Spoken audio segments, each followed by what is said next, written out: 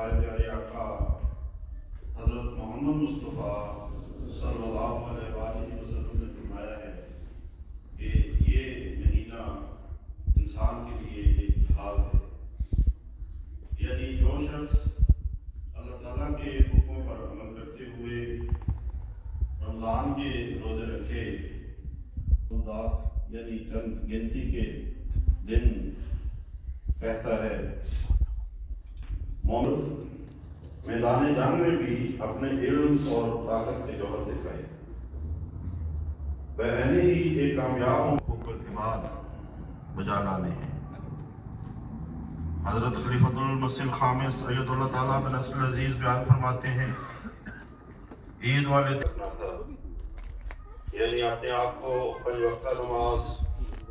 और मुबारक के बाद तकरीम को जारी रखना, ये भी हमारे